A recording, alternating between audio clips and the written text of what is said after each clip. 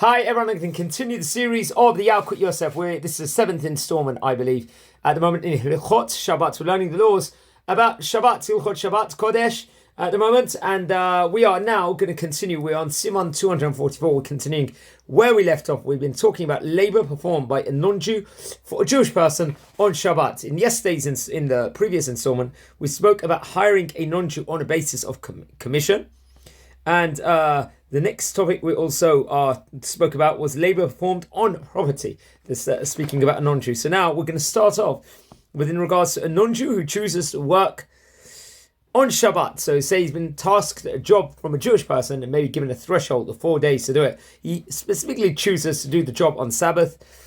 Let's see what it says over here. The Yalkut Yosef. Im sachar et anochri b'kablanut la'asot lo melacha v'lo amar lo sheyaseh b'Shabbat. Okay,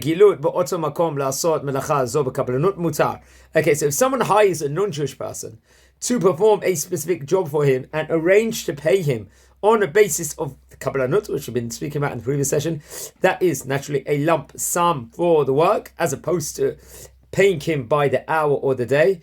And the Jew does not specifically tell him that he is expected to work on the Shabbat. It will be permitted as long as this is a common way to hire workers in that specific location over there. So if that's common practice, then seemingly it's going to be okay. That's what he says here. Kagon, he's giving an example. Someone that's going to build a house. A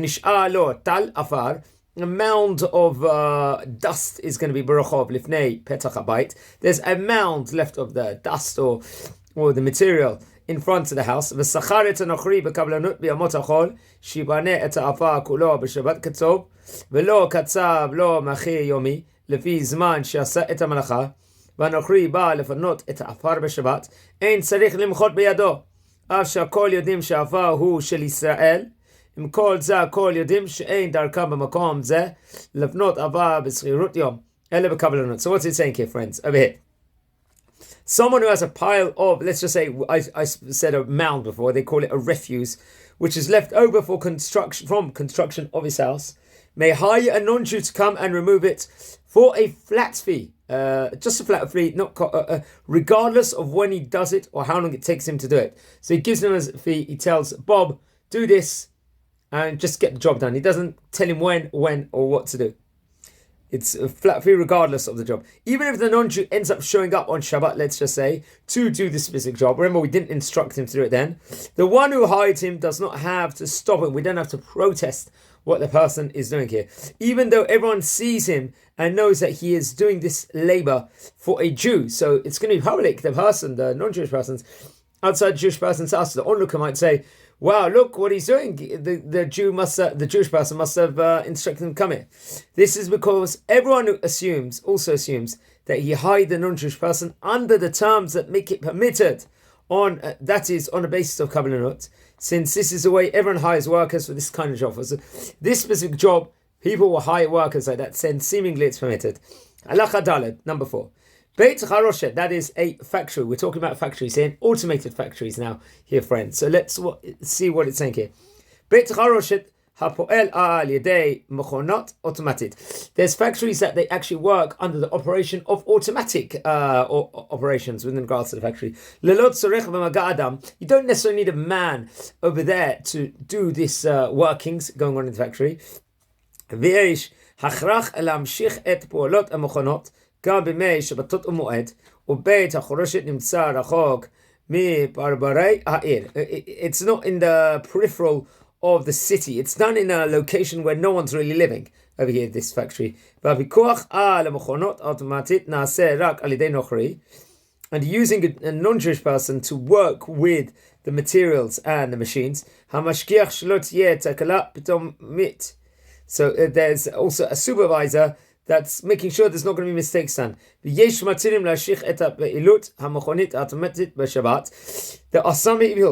rabbis that will hold that you can work with this kind of automated factory machine on Shabbat. The factory must appear closed, it seeming like, outside. If you're going to pay workers, non-Jewish workers, to work on Shabbat, they can't just work solely on Shabbat. It's got to get a salary, and this has got to be swallowed into a lump fee where they have worked during the week also. Seemingly, if they operate this way, seemingly it's allowed to buy also from this establishment. It's correct that if a Jewish person has a share in this business, he should give that chunk of profit, so it was made on the Shabbat workings itself, to tzedakah organization, charity organization. ואם שערי בית החרושת פתוחים וניקל עוברים ושרבים, או ששם בקח יהודי, אין להציב בזה. Now, over here, it's a different case over here. It's a different situation. In a case where if over here, I'll say, if all these conditions, well, as I said before, if the conditions were met, the factory may be let to run on Shabbat. Okay, some poskim rule that one may hire the supervisor without specifying when it is to be produced. And then one may allow him to supervise even on Shabbat days and even if the factory appears to be open. In a case where over here. So in a case where closing the factory would cause a considerable loss, it is possible to rely on that lenient opinion over there. In every case, however, it's necessary to ask, we must ask competent rabbi within regards to this specific thing. We also stated the factory must appear to be closed to anyone who passes by outside. If it's obvious to a passerby that the factory is open, or if the supervisor is a Jew, it cannot be allowed. So if you've got a supervisor over here is Jewish, then you're not allowed to do that on Shabbat. I'll repeat it. Over here, if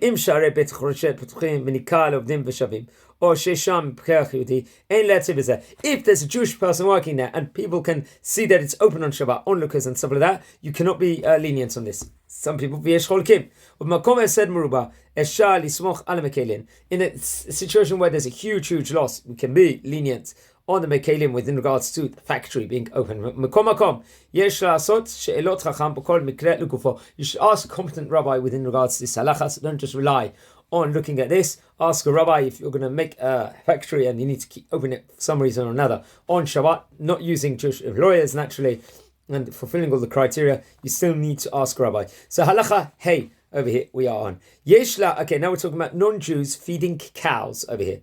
Yeshla ke limso l'nochri ha'achlet aparot b'Shabbat b'kablanot yishero biado et al-shirut l'chalek et a-misvo o b'meritza o b'traktor hamofa'al al-idei ha'nochri b'Shabbat v'anochri adatad n'v'shei kabed.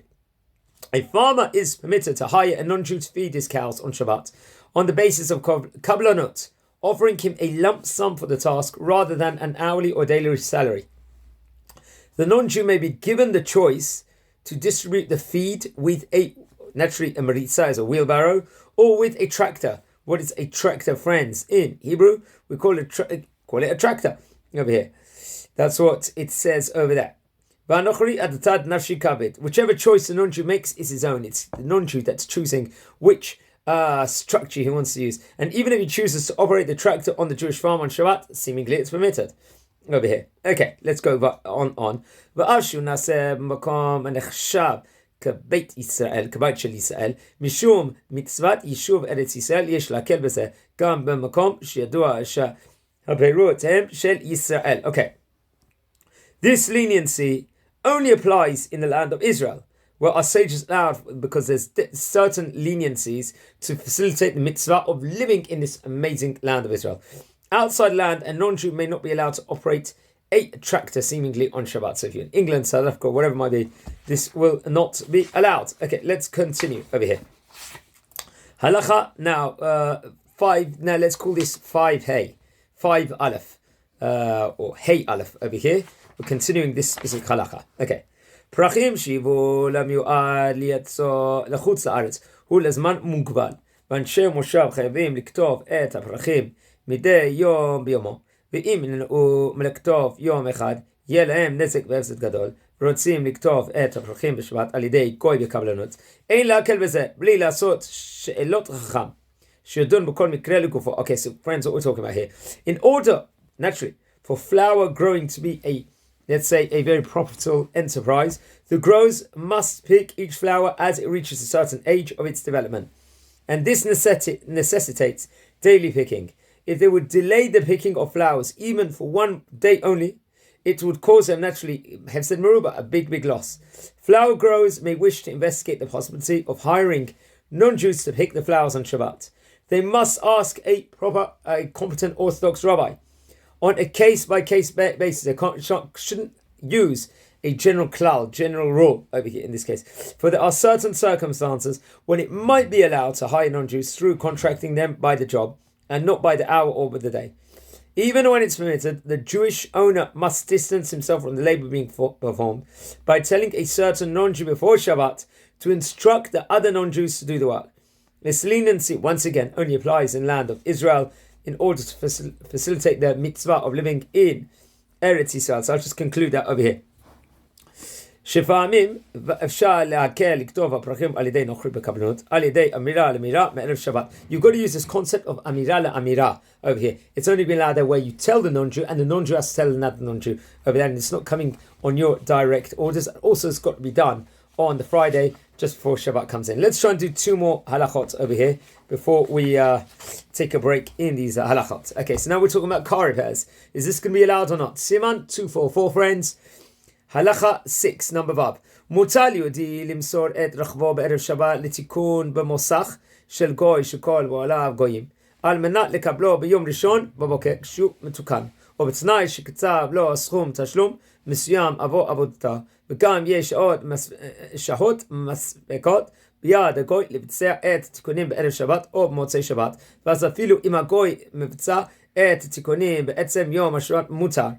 Okay, so friends, what it's saying here, we're allowed to give a car to a non-Jewish company that's fixing the cars, but we have to give it before Shabbat, and there could be the non-Jewish person might actually work on it himself on Shabbat, but you've got to do it where there's a threshold of time, enough time, where you'll be able to do the job, knowing that you've given it on the Friday afternoon and you're picking it up on Sunday, let's say, for example, where you would have a lot of time outside of the Shabbat time period to have done the job anyway. Over here, that's what seemingly it is saying over here. And also this assuming that the mechanic has given an estimate for the cost of the repairs, and there's, as we said before, he's got to give the estimate before the Shabbat actually starts over here. Okay, let's continue over here. I'll just repeat myself again. Okay, וגם יש עוד מפסקת ביד הגוי לבצע את התיקונים בערב שבת או במוצאי שבת, ואז אפילו אם הגוי מבצע את התיקונים בעצם יום השבת מותר.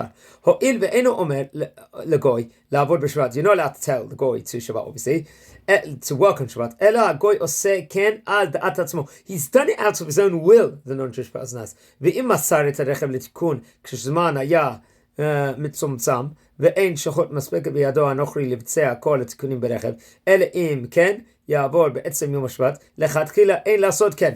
If you're giving it to him at such a short notice, just before Shabbat comes in, and you pick it up, let's say for example, right after Shabbat, he hasn't had enough time to work out of it outside of the Shabbat hours, so it's not going to be allowed לכתחילה. שהרי זה כאומר לו בפירוש, שיעבוד עבורו בשבת. ומכל מקום, Makom Tzorech Yesh Lakel B'zeh. Even apparently here, a huge leniency. If it's a really press situation, then you might be able to be lenient here. Gam im yashlim et התיקונים בשבת. ואפילו אם המוסך אשר הנוכרי נמצא באיזו שגרים בה יהודים. Even if you're living in a locale where there's a lot of Jewish people there, וידוע שיש היכר בין מכונית של יהודים ובין מכונית של נוכרים. And also that car there is a Jewish car, and it looks different to a non-Jewish car.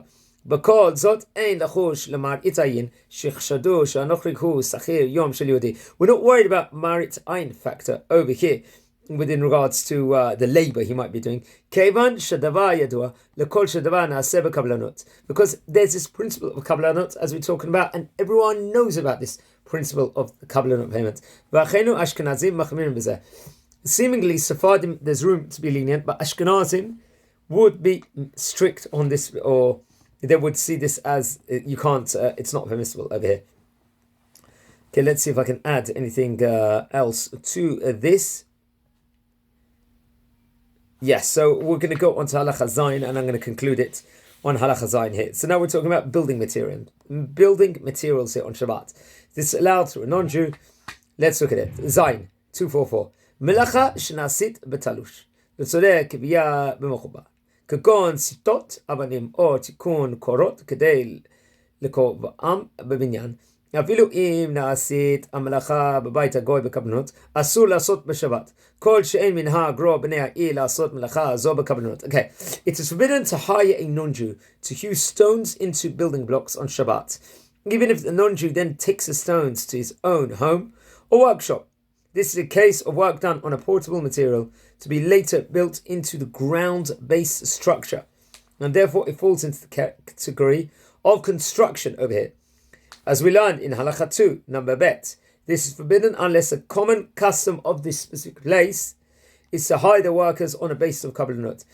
If someone ignored the halakha and arranged for the non-Jew to hew the stones on Shabbat in a forbidden manner, it is forbidden to ever use these stones. Wow. So it's a clear sign over here that this is not allowed over here.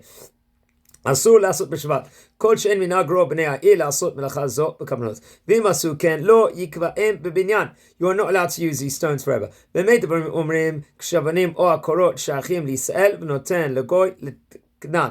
אבל אם האבנים או הקורות שייכים לגוי, if these happen to be in the non-Jews in the first place, מותר, seemingly permissible. הואיל בידו של הגוי לסתת אבנים אחרות ולשאי אבנים אלו לעצמו. Okay, so what we're saying over here, if the raw stones naturally was belonging to the non-Jew, however, and the Jew orders a number of the stones and specifies their sizes and shape, and they come to an agreement on the price, then seemingly it's permitted, even though the non-Jew prepares those stones on Shabbat. This is because nothing obligates him to give those specific stones to this customer. He didn't choose necessarily those stones. He may choose to sell those stones to someone else and prepare the Jew's order, the Jewish person's order, on another day. As long as a craftsman works somewhere other than on the Jew's property, it's permitted. So if you're hewing these stones in the Jewish person's property, it's not going to be allowed. I'll go back to it. כשהאבנים או הקורות שייכים לישראל ונותן לגוי לתקנן. אבל אם האבנים או הקורות שייכים לגוי, מותר. הואיל בידו של הגוי לסתת אבנים אחרות, לשאי אבנים אלו לעצמו. אפילו אם עושה כן לצורך ישראל. אם אינו עושה כן ביתו של ישראל, if you don't do it in the Jewish person's house, מותר. ולכן, מותר להזמין שיש באבנים לבנים, מחברה של גויים, אפילו אם החברה עובדות בשבת ביצוע שיש ואבנים, או בסיטוט אבנים והכנתם לבניין. Okay, so what's it saying here? According to this, one may order building blocks or custom-made marble countertops and the like from a non-Jewish company, even if one knows that they will prepare the order on Shabbat. Okay. Also, you're allowed to order furniture from non-Jewish company. Even though they're making this furniture on the Shabbat itself. הביאה לו את אריכות בעצם יום שבת על ידי גויים, ואי אפשר לו שלא לקבל את הסחורה. מותר לתת לגוי את פתח הבית, והגוי יניח שם את אריכות. וכמובן שאסור ליהודי לחתום ולהשאר קבלת המשלוח. What if the non-Jewish person is going to bring this furniture on the Shabbat itself, and we didn't tell him naturally to bring it in? Seemingly there's a heter to give him your key. He brings it himself, and obviously you're not allowed to make any signature within regards to this purchase. You can't sign on any papers, especially on the Shabbat itself, within regards to this, but you can give him the key and he can open the door and put it in there, as long as you don't tell him, naturally, over here. So please double check all the things. This is Yalkut Yosef. We've covered Siman 244, and hopefully we'll continue on Halachot Chet and finish off this topic on the next session. Have a great day.